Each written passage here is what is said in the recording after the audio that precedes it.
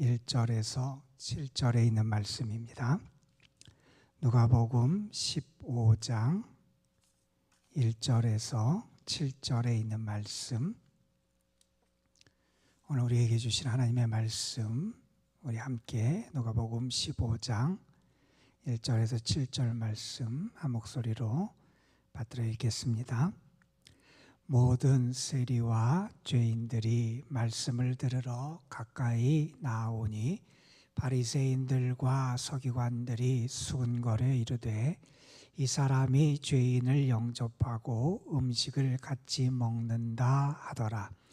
예수께서 그들에게 이 비유로 이르시되 너희 중에 어떤 사람이 양 100마리가 있는데 그 중에 하나를 잃으면 99마리를 들에 두고 그 잃은 것을 찾아내기까지 찾아다니지 아니하겠느냐. 또 찾아낸즉 즐거워 어깨에 메고 집에 와서 그 벗과 이웃을 불러 모으고 말하되 나와 함께 즐기자. 나의 잃은 양을 찾아내었더라 하리라. 내가 너희에게 이르노니 이와 같이 죄인 한 사람이 회개하면 하늘에서는 회개할 것 없는 의인 99으로 말미암아 기뻐하는 것보다 더하리라. 아멘. 우리가 하나님의 사랑에 대해서 생각하게 될 때 늘 감사한 마음을 가질 수밖에 없는 것은 하나님이 우리를 얼마나 많이 사랑하시는지를 우리가 깨달아 알기 때문에 그렇죠. 하나님은 우리 한 사람 한 사람, 한 영혼 한 영혼을 소중히 여기고 사랑해 주시잖아요. 가치 없는데, 자격이 없는데, 아무것도 아닌데, 연약한데 이러한 나를 사랑해 주시고 인정해 주시고 함께해 주시고 도와주시는 은혜를 베풀어 주시는 그 하나님의 사랑에 대해서 우리는 감사하게 됩니다. 또한 하나님의 사랑, 주님의 사랑을 생각할 때 그 사랑이 차별이 없는 사랑이다 하는 것도 우리는 알게 되지요.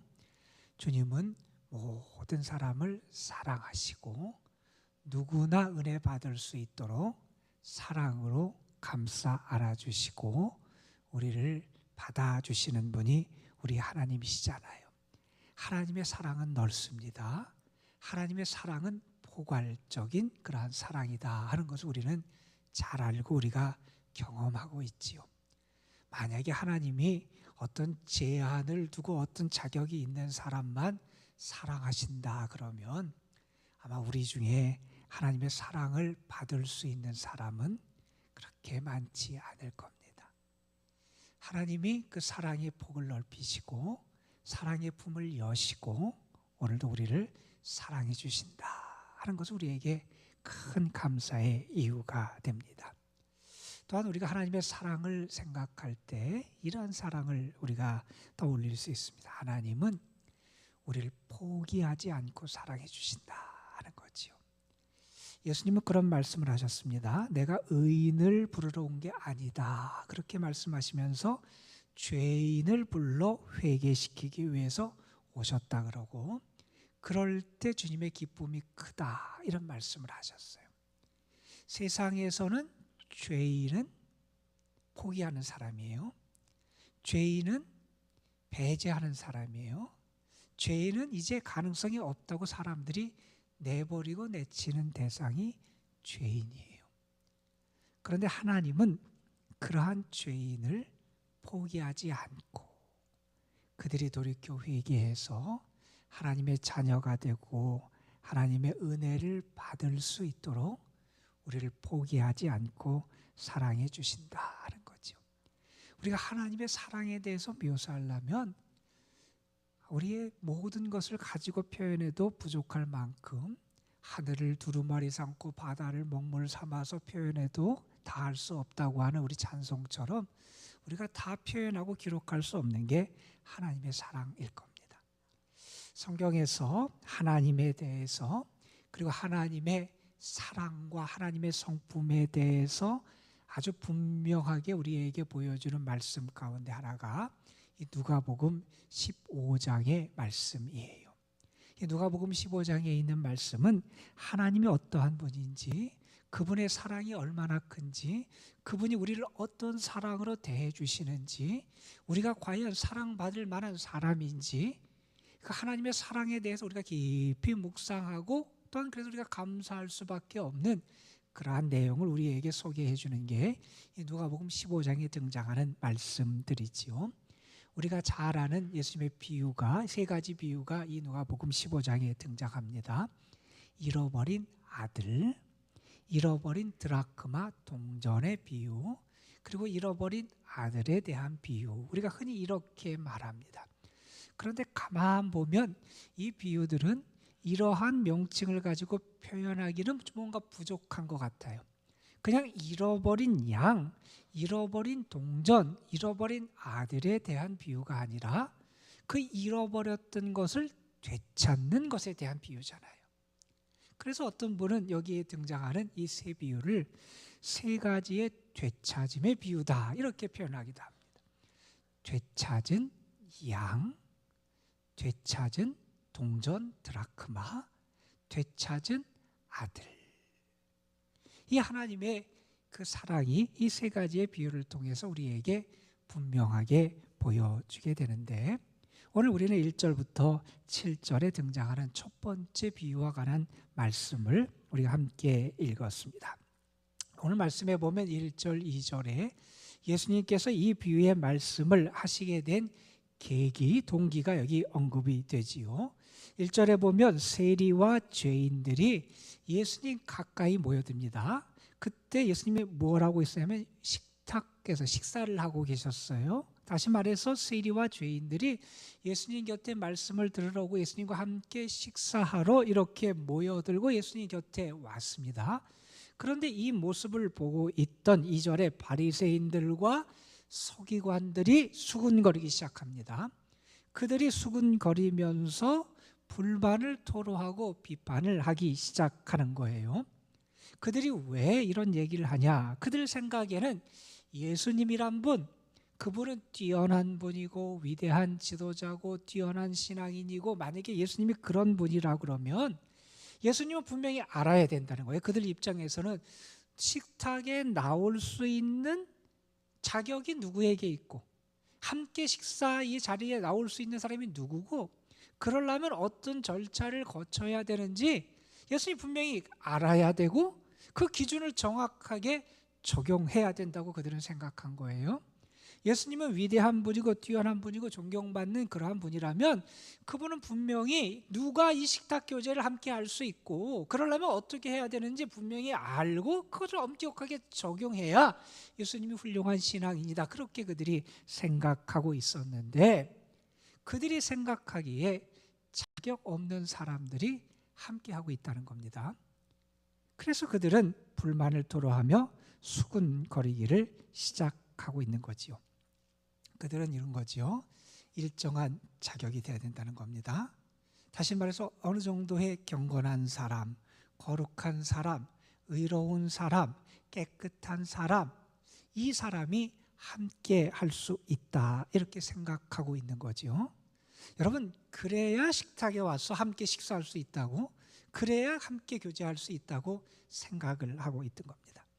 여러분, 이들의 생각에 저변에 깔려 있는 생각, 그 사상은 뭐냐면 이런 겁니다. 먼저 의로워야 돼요. 먼저 깨끗해야 돼요. 먼저 거룩해야 돼요. 그런 사람이 식탁에 참여할 수 있어요. 그런 사람이 잔치에 참여할 수 있어요. 그런 사람이 은혜를 받을 수 있다고 생각하는 거예요. 내 행함이 먼저 있어야 은혜에 참여할 수 있고 은혜를 누릴 수 있다. 그들은 이러한 생각을 가지고 있는 거예요. 그들이 볼 때 저 세리와 죄인들, 그들은 자격이 없는 사람들이에요. 그들의 행함이 거룩하지 못해요. 그들의 행함이 깨끗하지 못해요. 그러니 그들은 은혜를 누릴 그러한 자격이 없다고 생각하고 있는 겁니다. 여러분, 그런데 예수님은 어떻게 사람들을 대하십니까? 예수님은 누구에게나 은혜를 베풀어 주세요. 그 사람의 조건, 자격을 따져서 은혜를 주시는 분이 아니세요. 예수님은 긍휼히 여기시고 은혜를 베푸시고 사랑을 베풀어 주세요. 그래서 그 은혜를 받은 사람들이 새로운 삶을 살아갈 수 있도록 이끌어 주시는 분이 주님의 역사예요. 바리새인들, 서기관들의 생각과 반대라는 거예요. 이렇게 행한 사람이 은혜를 받을 수 있고, 이런 자격을 갖춘 사람이 은혜를 받을 수 있고, 이런 조건을 갖춘 사람이 그것에 참여할 수 있다고 생각하는 사람과는 다르게 예수님은 은혜를 주시고 사랑해 주시고, 그리고 그 사람들이 그 사랑과 은혜 때문에 새로운 인생을 살아갈 수 있도록 이끌어 주신 분이 우리 주님이시다 하는 겁니다. 누가복음 19장에 보면 삭개오에 대한 이야기가 나오지요. 예수님이 여리고에 가셔서 삭개오를 만나시는 장면이 나옵니다. 여러분, 삭개오가 의인이 되어서 그의 행함이 거룩해서 예수님이 그를 만나셨나요? 그가 자격을 갖춰서 예수님이 그에게 은혜를 베풀어 주셨나요? 아니었어요. 예수님이 은혜를 먼저 주셨어요. 사람들은 착각을 해요. 그리고 다른 사람을 판단하고 정죄해요.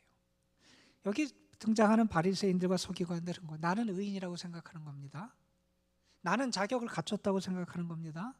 나는 믿음이 좋은 사람이라고 생각하는 겁니다. 나는 이 식탁에 참여할 수 있는, 이 식탁 교제에 참여할 수 있는 충분한 여건과 행함을 가진 사람이라고 생각하는 겁니다. 그런데 저 사람은 아니라고 판단하고 정죄해 버린 겁니다.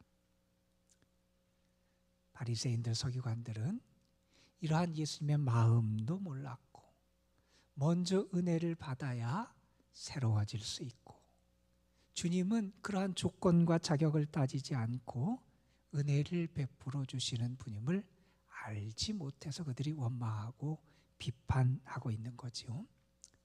자, 이래서 예수님께서는 이제 그러한 그들, 저 사람들은 자격이 없다고 생각하는 사람들, 저 사람들은 그 행함이 아직 부족하기 때문에, 행함을 갖추지 못했기 때문에 은혜에 이를 수 없다고 생각하는 사람들, 그리고 스스로는 괜찮고 자격을 갖췄다고 착각하는 사람들을 향해서 세 가지의 비유를 하십니다. 첫 번째 비유의 말씀이 오늘 3절부터 7절에 등장하는 말씀이죠. 우리가 잘 아는 내용입니다. 여기 보면 잃어버린 양 한 마리와 남은 99마리의 양이 대비돼서 등장을 하게 됩니다. 그런데 여기 등장하는 목자는 그 한 마리 양을 포기하지 않습니다. 여러분 생각해 보세요. 우리가 통상 세상적으로 보면 99마리가 남아있고 한 마리가 없어졌으면 이 99마리를 지키고 이 한 마리의 가치를 무시하고 그냥 그렇게 그냥 넘겨버릴 수 있는 게 세상의 판단이고 가치관이에요. 그런데 주님을 어떻게 생각하시냐면 그 한 마리를 포기하지 않으세요. 오늘 말씀에 보면 4절에 이렇게 찾아내기까지 찾아다닌다. 찾아내기까지 포기하지 않으신다는 거예요. 끝까지 찾아서 구원하고자 하는 그 의지를 가지고 그 양을 찾으신다는 얘기죠. 여러분, 우리가 이 말씀을 읽을 때 얼마나 감사한지 몰라요. 주님은 우리를 끝까지 포기하지 않으세요. 감사한지 몰라요.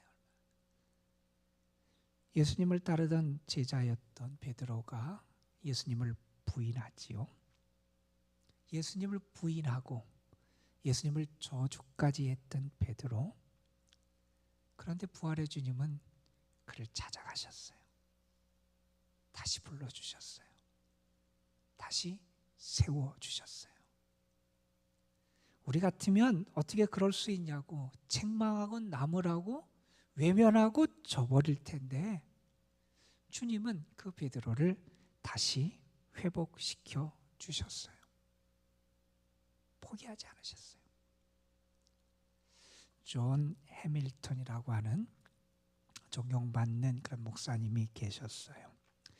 그분이 자기 인생에 대해서 얘기하면서 자기 인생의 결정적인 전환점이 언제 있었냐 이렇게 고백하는 내용이 나오는데 그분 이런 얘기를 합니다. 내 인생의 전환점은 내가 17살 되던 해에 왔다 그러는 거예요. 사춘기 지나면서 집에서 문제아로 살아갔다는 거예요. 말썽을 부리고 뭐 이런저런 일들을 하고, 그래서 식구들이, 부모님이 꾸중을 하고 식구들에게 꾸중을 듣고 안 좋은 소리를 막 듣고 그렇게 자라다가 하루는 못 견디고 반항을 하면서 집을 뛰쳐나오게 됐다는 거예요. 내가 집을 나가면 되잖아요. 그렇게 소리를 지르고 집을 나오는데 그 앞에서 할머니를 만났어요. 할머니가 이 해밀턴이라고 하죠. 존 해밀턴의 어깨에 손을 이렇게 얹어요.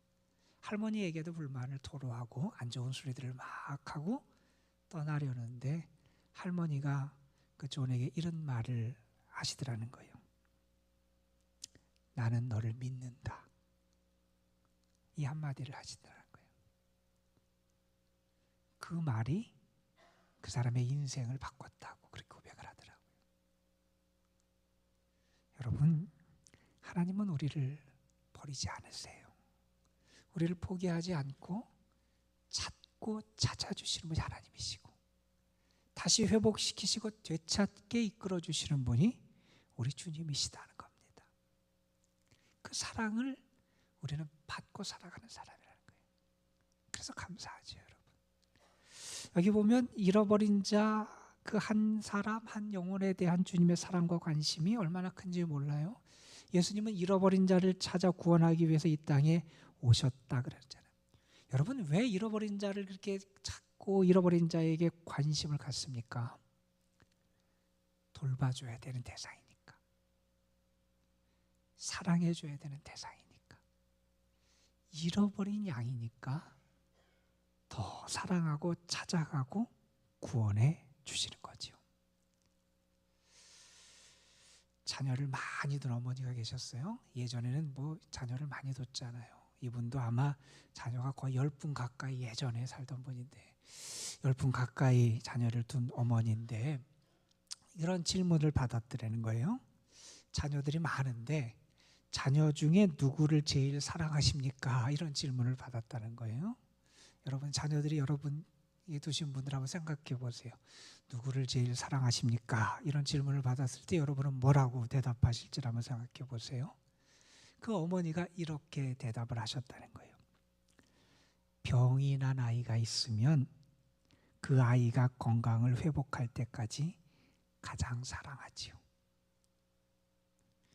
멀리 떠난 아이가 있으면 그 아이가 집에 돌아올 때까지 가장 사랑하지요. 주님이 우리를 왜 사랑하시느냐? 주님이 잃어버린 양에게 왜 관심을 두시느냐? 잃어버린 양이니까. 더 돌봄을 받아야 되는 양이니까. 주님이 사랑하신다는 겁니다. 여러분, 오늘 말씀에 보면 주님의 사랑이 얼마나 크고 강한지 우리가 알게 돼요. 여러분, 99마리와 한 마리.